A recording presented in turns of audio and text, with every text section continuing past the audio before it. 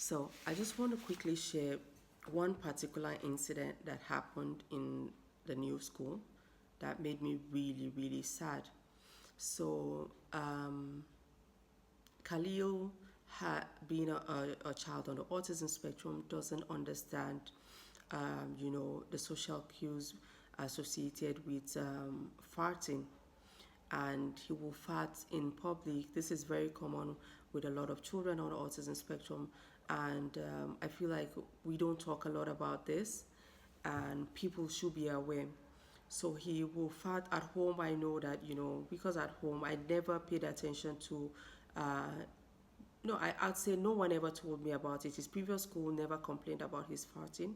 So I didn't know that this was happening until he moved to this new school, and he will fart in class, and the farts used to be very smelly, and many times they had to, evacuate the classroom and all of that, and it became a regular complaint.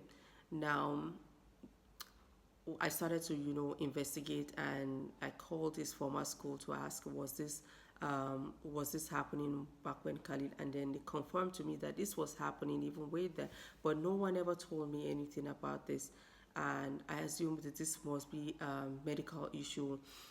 I took him to the hospital. We did some tests. We did everything, and we started, finding alternative treatments and medications for to help with this, especially with the smelly gas, because it was getting so much. Now I was really curious, because how is it possible that in class sometimes they will claim that he farts like 2 or 3 times in the morning, and which is very strange. Like, I know when Khalil farts, he could fart maybe once in the morning or before bed or something, but consecutively, like in how many hours? Like, so he goes to close school between 8 and he closes by 12, and yet you will get a complaint, or you get a lot of complaints about him farting. And this continued until one day his shadow teacher told me that some of the kids in the classroom were also farting, and will claim that Khalil was the one that farted. And this broke me. It broke me so much. I took it beyond what it seemed like. It might seem like, very, a childish, harmless prank, but it was a really serious thing for me.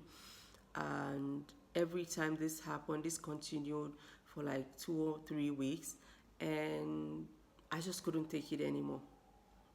I couldn't take it anymore, and this was one of the reasons. Now, the positive side is that I was able to discover that, and I do my observations and all of that. I was able to discover that Khalil was actually hypersensitive, so he doesn't perceive the smell, and this is one big challenge. This is one of the big reasons why he doesn't even understand what it means to fart, because yes, he might probably, sometimes it's not loud, he might probably feel something coming out, but he doesn't smell it. And I have been observing this for a while, but it was not until this incident happened that I was able to confirm this. So I started to work on some things with him. I'd let him know whenever he farts, I'll call his attention. Sometimes when you call his attention to let him know that something is smelling, he might actually pay attention to try to sniff and figure it out, but it is still a challenge for him. And like I said, the positive is that I'm glad that I was able to, discover this on time.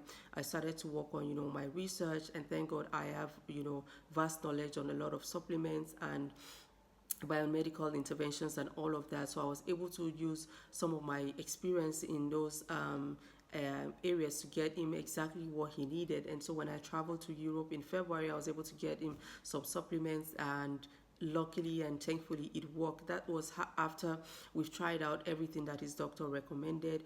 Nothing was working, And I forgot to mention that he, apart from being hypersensitive to smell, he also has this he has, the, I think it's the part of the impulse control.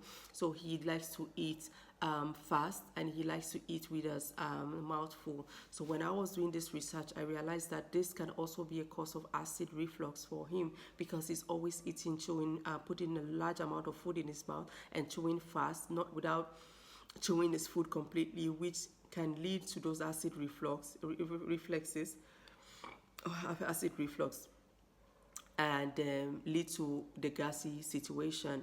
And his diet, and then because I mentioned I stopped the diet for quite some while, quite some time, because it has been kind of challenging for me making all of those food and stuff like that. So, but I was happy that I was able to figure out something eventually.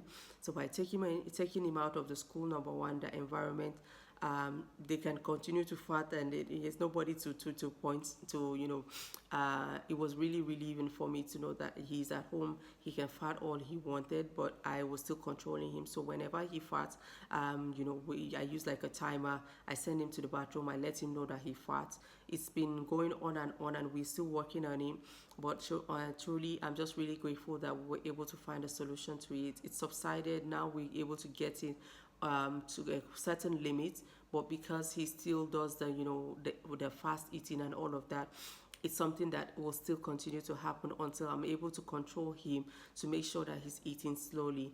I can't always be there to control him to eat slowly, so most times this happens when I'm not there on the table, or when I'm busy attending to the other kids. So it is very challenging for our children, especially when they cannot defend themselves in this situation. And to be honest, it's something that is really scary for me. I hope that over time things changes, because I can't imagine him growing up and, God forbid, something even severe or something even worse than farting happens, and he's being blamed for something he never did, or something that he is not responsible for, and he's not able to defend himself. This is one of our biggest or one of our biggest fears as parents with children on the autism spectrum that are pre-verbal or non-verbal. I'm hoping that things get better, and just wanted to share, as always. Sharing is always a good way to experience other things, and I believe there are other modern parents that maybe just have not figured out that their child is hypersensitive to smell, or are also battling with this farting thing. Remember, you are not alone. Also on this journey. Hopefully, eventually, when I'm able to figure out, able to get out something positive from it, then I'll be able to share better, more on the tips that we're using. But right now, I'm still working on certain things that with him, and hopefully, I'm looking forward to us being able to achieve them in the long run, inshallah. Thank you very much for joining. Bye bye.